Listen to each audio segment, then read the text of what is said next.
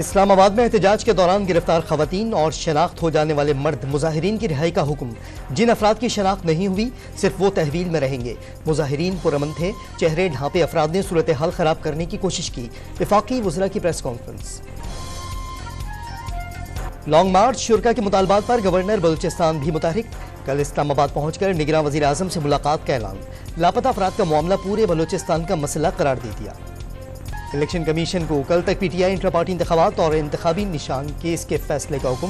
Peshawar high court ने मुख्तसर फैसला सुना दिया।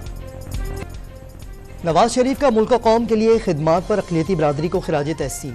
अक़लियतों को पाकिस्तान का कीमती असासा करार दे दिया।